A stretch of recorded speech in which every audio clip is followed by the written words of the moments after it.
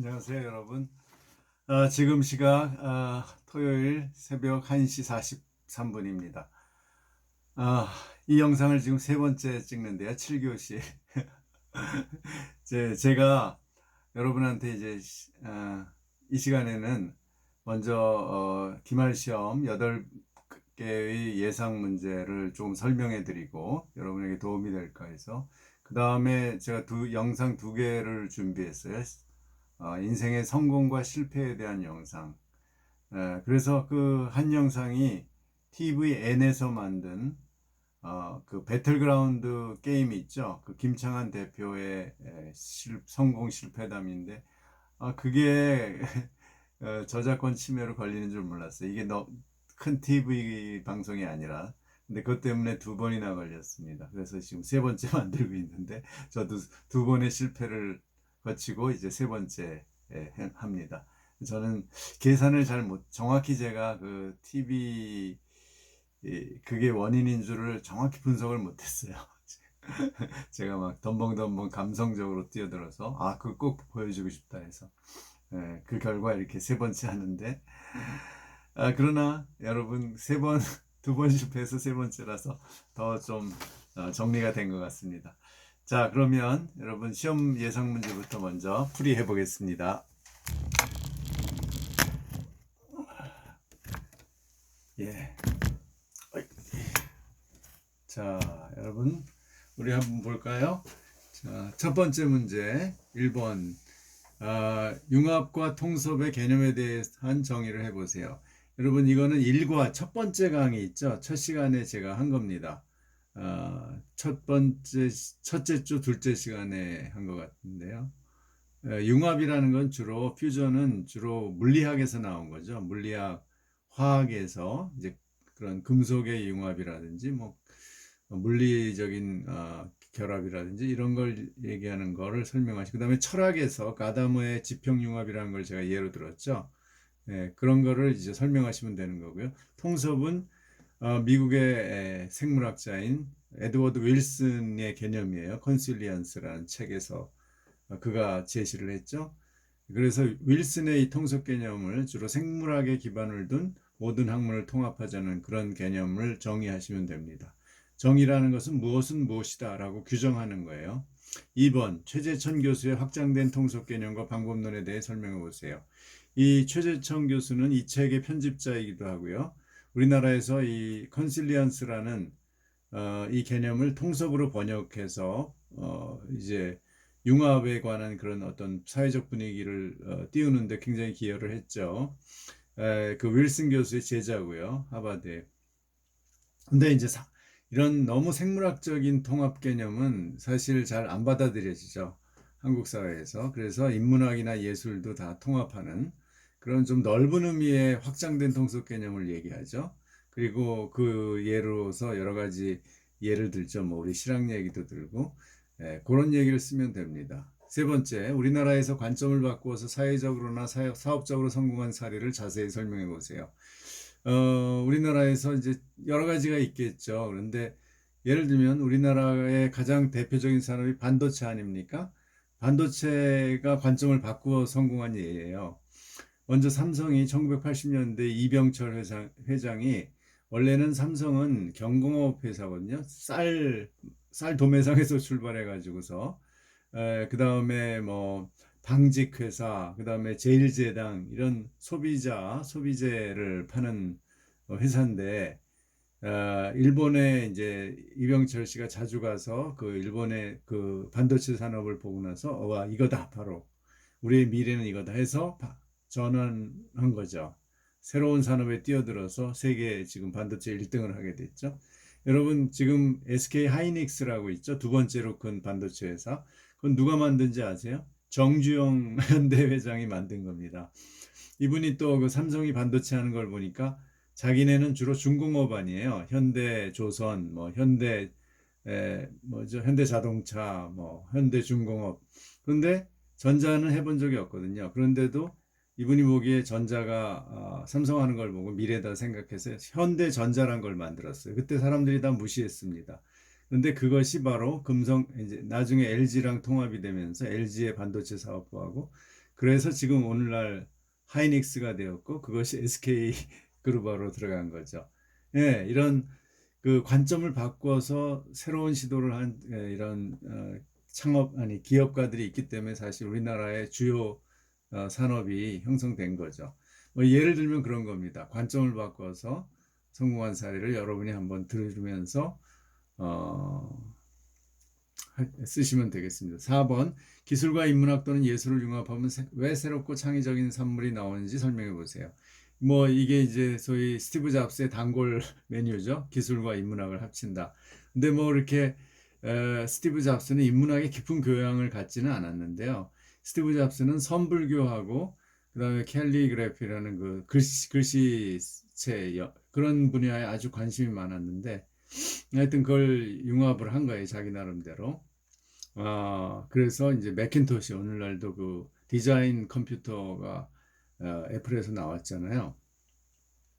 하여간 어쩔 새로운 게 나올 수밖에 없는 이유가 이제 기술은 공학 분야잖아요. 새로운 물건이나 어떤 상품을 만들어내는데 인문학이나 예술은 상품을 만들어내는 게 아니고요.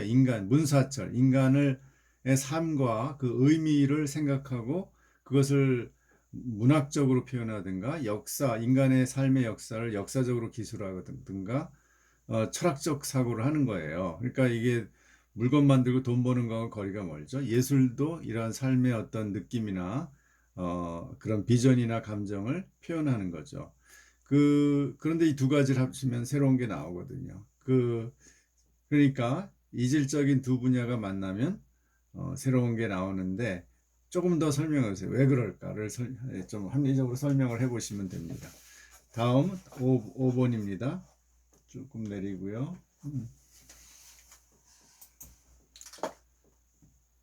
자, 5번에서 이제 8번이요. 5번 영화 평론가인 유진아 교수는 기술과 자연이 하나가 되는 것이 진정한 융합이라고 주장했죠. 그녀의 주장을 더 자세히 설명하고 그런 사례를 드세요. 그러니까 이게 약간 새로운 철학이죠. 기술과 자연이 만나야 된다. 그러니까 지금 소위 환경을 중시하는 모든 운동, 환경운동이나 환경 산업 있죠. 그린 에너지 뭐 이런 풍력 같은 거 이제 화력 발전이 아니라 풍력으로 나아가고 이런 것이 자연과 융합이 되려고 하는 거죠. 왜 그래야 되냐? 사실 우리가 지금 생존하기 위해서도 그렇죠. 지구의 자연 환경이 지금 파괴가 되어 가고 있어서 그래서 그런 사례를 한번 우리나라에서나 세계에서 이런 그 기술과 자연을 융합해서 뭔가 의미 있고 성공적인 사례를 한번 들어보시면 됩니다. 6번 패스트 팔로워와 퍼스트 무버를 정의하고 전자의 위치를 벗어나 후자가 되기 위해 필요한 것이 무엇인지 설명해 보세요. 패스트 팔로워는 열심히 1등을 쫓아가는 그 다음 그 사람들을 말하죠. 우리나라의 산업은 대개 다 패스트 팔로워죠. 뭐 삼성 반도체도 미국, 일본이 한 걸 따라간 거고요. 현대 자동차도 다른 선진 소위 국가들의 자동차 회사 따라간 거고요. 뭐 도요타라든지 미쓰비시, 현대는 처음에 미쓰비시의 기술을 많이 받았어요. 이제 그런 거죠. 지금 뭐 우리나라 산업의 대부분이 패스트 팔로워죠. 퍼스트 무버는 우리나라에서 퍼스트 무버가 두 개가 있다고들 그러더라고요. 처음에 하나는 싸이월드고요. 또 하나는 아이리버 있죠. 그 MP3 만든 그게 세계 최초래요. 근데 싸이월드가 지금 구글에 보다 앞섰는데 이제 우리나라의 무대가 너무 작아서 세계화되지 못해서 결국 구글이 세계를 구글이나 뭐 저기죠 페이스북 같은 게 세계를 지배하는 플랫폼이 되었고 그 다음에 아이리버가 독보적이었거든요. 그래서 미국에서도 1등을 했어요. 그런데 스티브 잡스가 아이리버를 모방하면서 아이팟이란 걸 만들었죠. 음악을 듣는. 그런데 결국은 애플이 이겼어요. 왜 그러냐면 아이리버는 무너졌습니다. 지금 조그만 회사가 됐죠. 왜 그러냐면 이제 새로운 개념을 했어요. 그 플랫폼인데 아이튠이라는 그 다운받는 거죠. 음악을 인터넷을 통해서 다운받는 새로운 개념을 그 스티브 잡스가 여기 그 MP3에 집어넣는 겁니다. 그래서 결국은 애플이 천하 통일을 하게 됐죠. 그런 겁니다. 퍼스트 무버가 사실 굉장히 어려운 거죠. 그런데 우리나라는 이제 패스트 팔로우에서 이 퍼스트 무버로 가야 되는 거죠. 그래서 과연 그 필요한 것이 무엇인가 좀 한번 예를 들어보시기 바랍니다. 설명을 해보시기 바랍니다. 7번 조벽 교수가 이 책의 편집자인데 이분이 이제 창의력의 6가지 상위 개념을 설명하죠. 그래서 이 개념들이 작용하여 실제로 창의력을 발휘한 사례를 한번 들어보세요. 조벽 교수의 그 6가지 창의력의 요소는 기초지식, 퍼지 사고력, 퍼지라는 것은 유연한 그런 논리죠. 호기심, 모험심, 긍정심, 허심. 그래서 이 창의력을 발휘하는데 이런 그 모험심과 호기심과 긍정심과 허심이 필요하다는 것. 그게 그 배틀그라운드 회사 그 프로그램 그 게임을 참 만든 그 김창완 대표 얘기에서도 나타나요. 너무 잘하려고 성공하려고 3번을 시도했는데 15년 동안 다 성공하지 못하고 실패했는데 남은 마지막이다 생각하고 이제는 성공 대신에 재미있는 게임을 만들자 해가지고 1년 만에 만든 게 배틀그라운드랍니다. 그것이 세계적으로 성공해서 2조 40억을 투자해서 1년 만에 투자했는데 2조 8천억을 버는 거예요. 세계적인 기업이 된 거죠. 그런 거죠. 이 허심이라는 게 상당히 중요하다는 거죠. 그래서 그런 예를 한번 이 영상을 이제 2번째 시간 영상을 보시고 한번 예를 들으시면 됩니다. 8번 빅데이터 기술 같은 새로운 정보혁명을 통해 소통을 통한 사회적 신뢰를 높이고 미래 행복과 사회적 화합을 창출할 수 있는 전략과 방법을 설명해 보세요. 긴데 빅데이터 회사들이 이제 구글이죠. 구글이나 중국의 바이두나 우리나라의 뭐 나이스 이런 데인데요. 우리의 정보를 가지고 있는 그런 회사들이죠. 근데 이 회사들이 우리 정보를 가지고 우리를 악용하거나 또 정부가 이것을 이용해서 통제하는 그런 그 중국의 위챗 같은 거, 또 카카오 이런 것도 굉장히 그렇게 이제 통제하는 수단으로 쓰일 수도 있잖아요. 그런데 이것을 우리의 미래에 어떤 우리 사회의 화합을 창출하고 행복을 만들어내는데 쓰려면 어떻게 해야 되는가?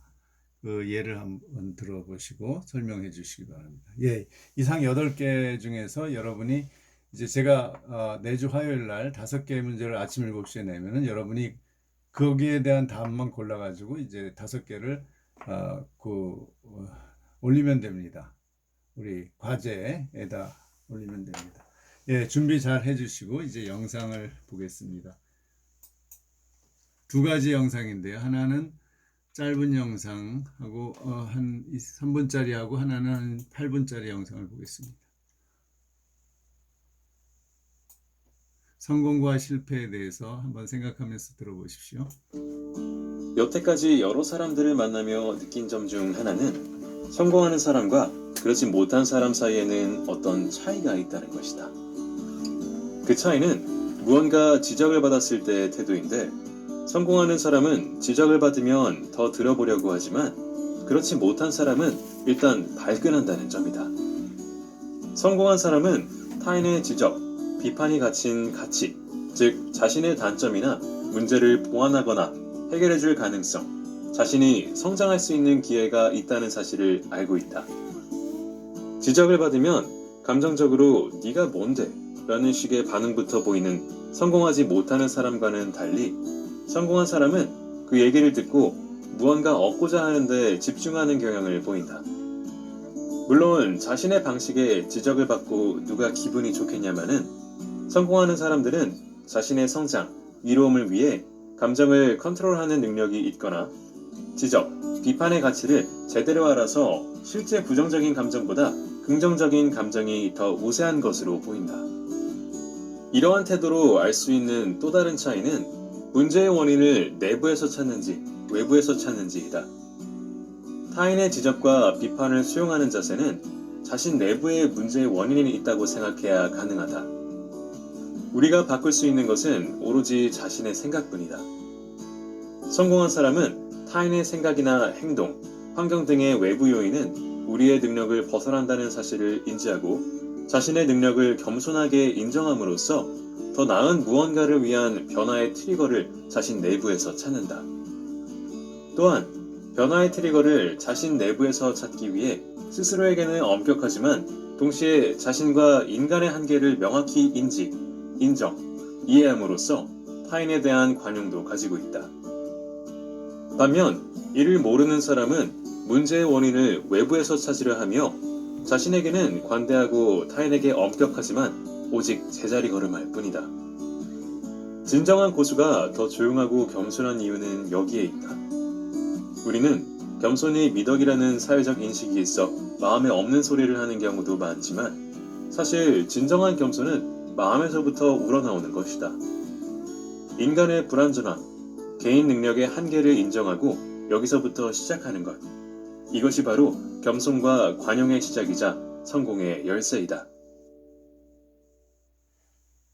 여기까지 하고요. 두 번째 영상을 보겠습니다.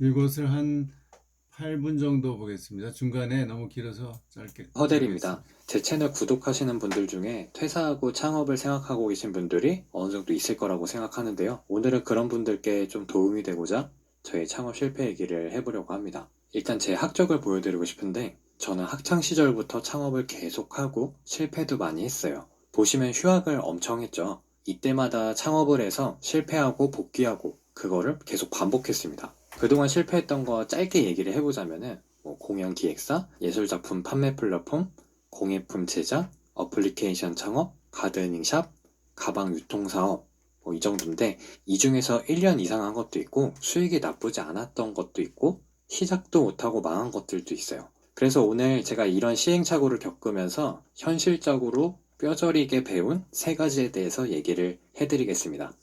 첫 번째, 생계가 달려있으면 안 된다. 뭔 소리야? 창업은 돈 벌려고 하는 거 아니야? 네, 맞아요. 그런데 저는 그 창업에 생계가 달려있으면 안 된다고 생각합니다. 왜냐면 나의 생계가 달려있으면 마음이 조급해지고 항상 스트레스에 시달리고 창의적인 생각을 할 수가 없겠죠. 그러니까 쉽게 말하면은 소비자가 쓰고 싶게 만들어야 되는데 생계가 걸려있으면 마음이 조급해져서 내가 돈을 빨리 벌 수 있게 만든다는 거죠. 우리가 흔히 알고 있는 예로 유튜브에 광고를 달 수 있잖아요. 근데 생계가 유튜브에 달려있지 않은 사람은 광고를 한 영상에 엄청 많이 삽입하지는 않겠죠. 왜냐면 사람들이 보기 불편하니까. 근데 만약에 내가 정말 1, 20만 원이 아쉬운 상황이고 생계가 달려있다 라고 하면은 마음이 조급해져서 광고를 막 3개, 4개 달아버리는 겁니다. 그리고 조회수도 늘리기 위해 약간 어그로도 끌고요.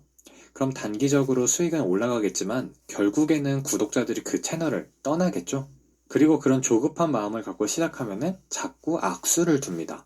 빨리 대박을 내고 싶은 생각에 중대한 결정을 급하게 결정하거나 무리한 결정을 하게 돼요. 저 또한 이 앱을 만들어야겠다 결심하면서 배수의 진을 쳤었어요. 달랑 300만 원 들고 집을 나와서 고시원에 살면서 이 사업으로 꼭 대박을 내서 자퇴를 하겠다. 그렇게 뒤도 안 돌아보고 나왔거든요. 그랬더니 제가 하는 생각과 결정 하나하나가 저에게 너무 무겁게 느껴지는 거예요. 실패하면 내 인생도 같이 끝난다. 이렇게 생각을 한 거죠. 물론 이 시간을 굉장히 잘 버티는 인간 부류가 있긴 합니다. 저는 그런 부류는 아니었어요. 결국 이 사업은 여러 가지 요인이 있겠지만 프로토타입만 제작을 하고 결국에는 지속하지 못했습니다.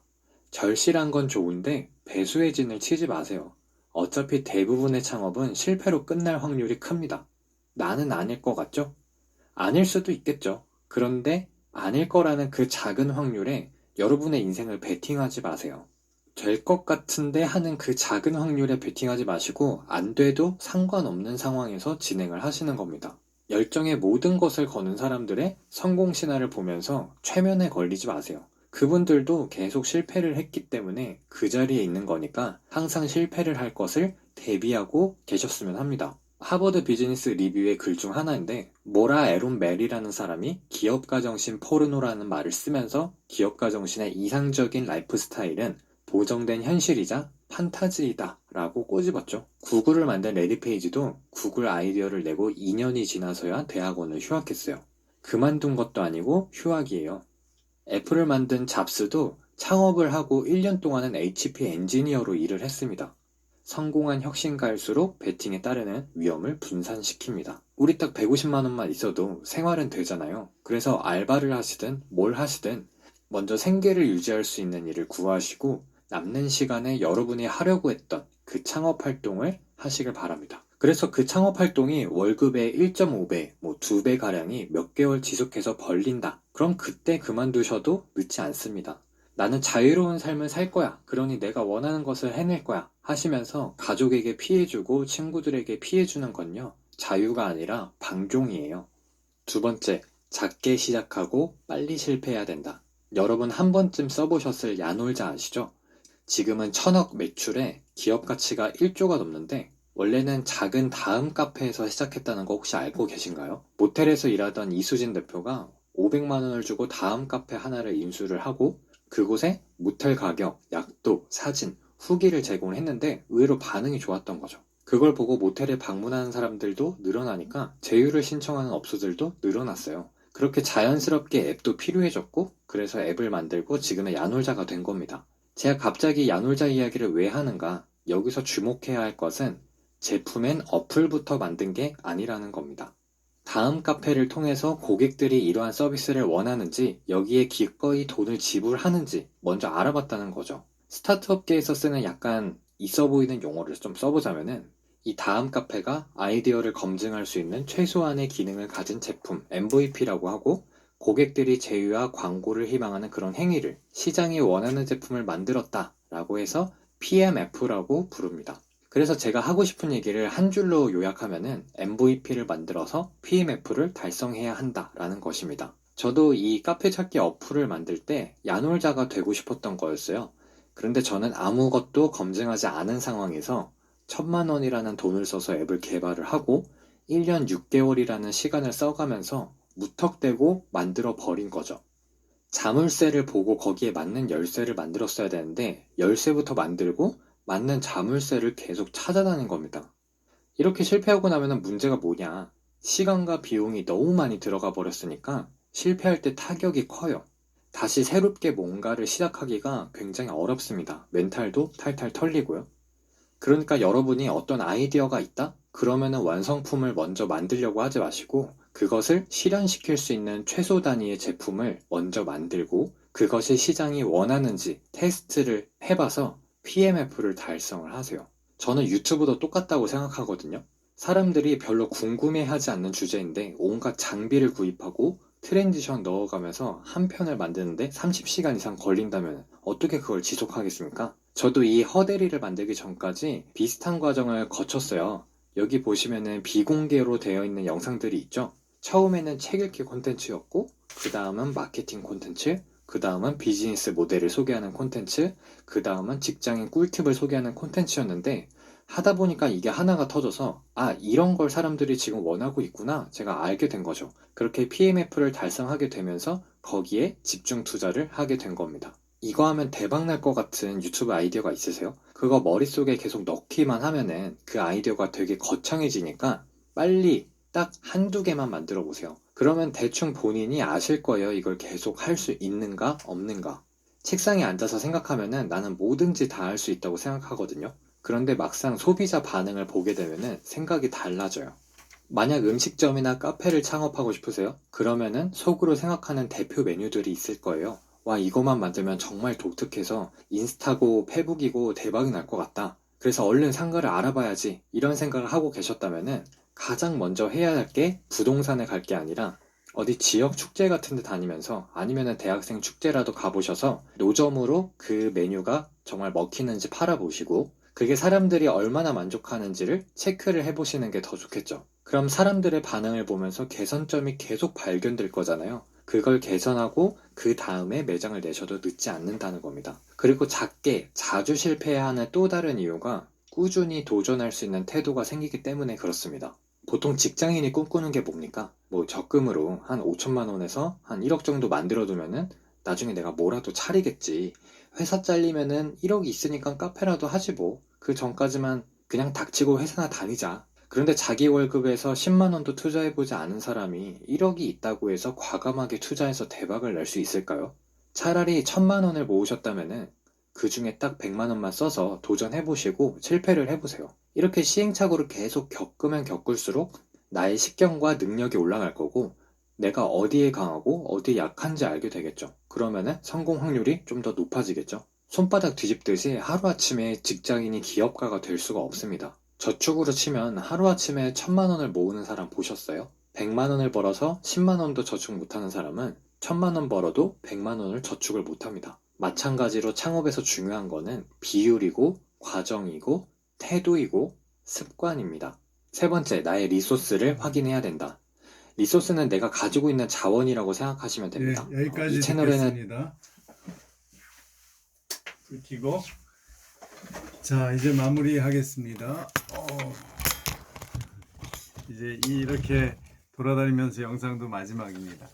여러분, 제가 몇 마디 하고 끝내겠습니다. 여러분, 책 중에서 제가 읽어본 책 중에서 빅터 프랭클이라는 오스트리아의 정신과 의사가 쓴 죽음의 수용소에서라는 책이 있어요. 여러분, 아주 재밌는 책이에요. 왜냐하면 아우슈비츠에 끌려가서 이 사람이 유대인 의사거든요. 거기서 몇 년 동안 고생을 하고 간신히 살아남아서 이제 이 사람이 돌아와서 쓴 책입니다. 그리고 이분은 그 경험을 바탕으로 해서 로고테라피라는 새로운 정신요법을 개발해냈어요. 그게 아주 훌륭하죠. 그냥 개인적인 어떤 악몽의 체험인데 그걸로 끝나지 않고 거기서 새로운 어떤 그 정신치료 방법을 개발해냈다는 게 훌륭한데요. 이분 얘기를 들면 거기 그 자기처럼 살아남은 사람들은요 엄청나게 노력을 했다는 거예요. 예를 들면 유리 조각을 발견하면 유리 조각으로 면도를 했대요. 왜냐하면 수염이 덥수룩하면 그 나치 수용소 관리인들이 끌어다가 너는 약해 보이니까 이제 병들어 보이고 그러니까 가스실로 데려가서 죽여버린대요. 그래서 살기 위해서 건강하게 보이기 위해서 유리 조각으로 면도를 했다고 합니다. 그래서 이 사람의 테라피, 그 로고 테라피는 삶에 의미가 있어야 생존할 수 있다. 이제 그런 얘기입니다. 그래요. 그래서 우리가 성공하는 이유도 우리의 삶에 이제 의미를 찾기 위해서죠. 단순히 돈만은 아닌 것 같아요. 그 삶에서 누구나 다 성공하고 또 행복한 삶을 원하잖아요. 어떤 영역에 어떤 분야든 간에. 그런데 이제 너무 성공 자체, 돈 자체에 집착을 하면 오히려 성공하기 어렵다는 거죠. 그래서 제가 빅터 프랭클이 쓴 그 죽음의 수용소에서라는 책 서문에 이런 말이 있는 게 기억나요. 자기는 젊은이들에게 이렇게 강연을 할 때 너무 성공하려고 노력하지 마라. 자기가 어떤 일을 택해서 그 일에 이렇게 성실하게 열심히 하다 보면 어느덧 성공이 자기에게 와 있는 것을 알게 될 것이다. 이런 말이 있습니다. 그와 비슷한 말이죠. 그래서 이 성공한 사람들의 공통점을 얘기를 하는 걸 보면 세 가지 정도 제가 이 영상들을 보면서 발견합니다. 첫째, 조급하지 말라는 거예요. 너무 빨리 성공하려고, 빨리 뭔가 대박을 내려고 하지 말라. 오히려 그러다가 실패한다는 거죠. 이성을 잃고 욕심에 사로잡히면 그건 벌써 실패의 확률이 높아진다.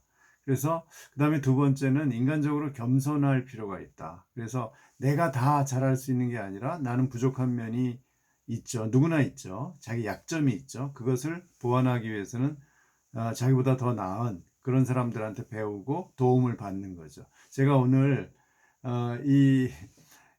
오늘까지 제가 이제 소장으로 있는 우리 학교의 기독교 인문학 연구소가 3년마다 감사를 받아요. 학교 내부에서 감사실로부터. 그런데 그거 서류를 만드는데 너무 힘들었어요. 제가 뭐 그런 조교가 없어요. 우리 연구소는 너무 작아서.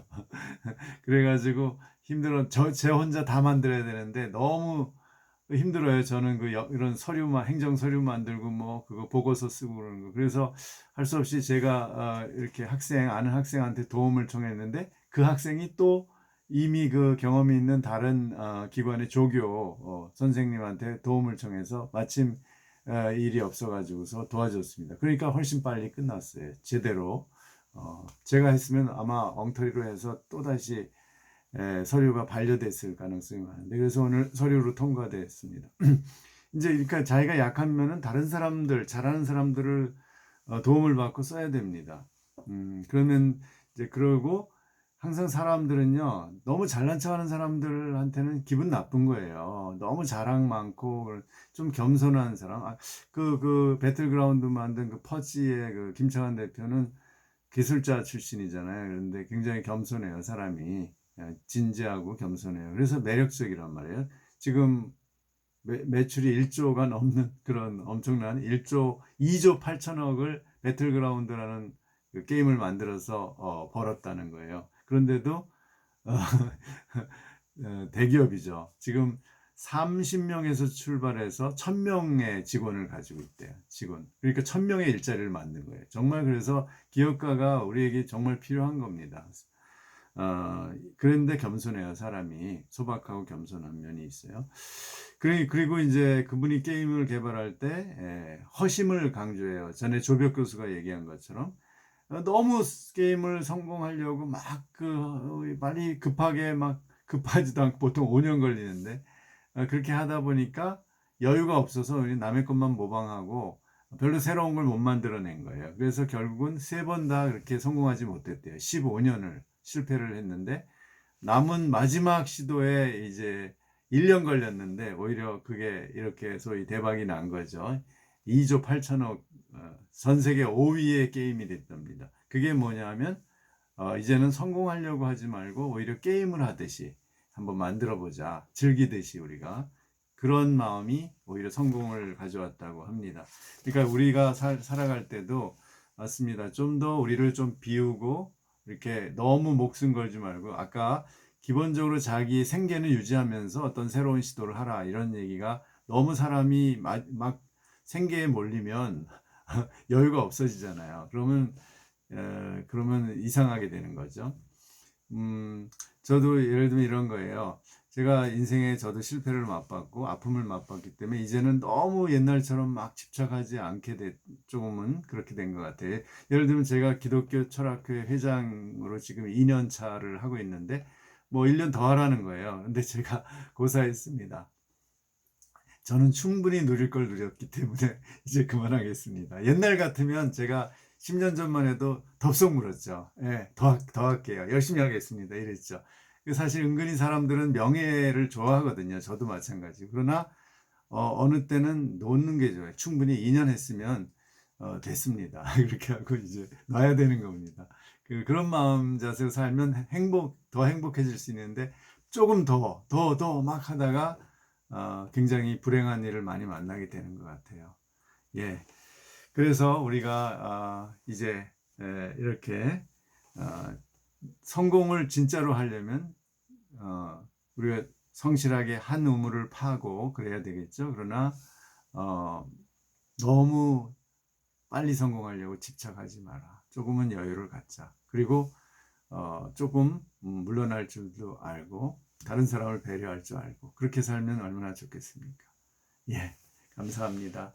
여러분이 성공하더라도 제발 갑질하는 사람은 되지 마세요. 그래요. 한 학기 동안 수고 많으셨습니다. 시험 잘 보세요. 안녕히 계세요.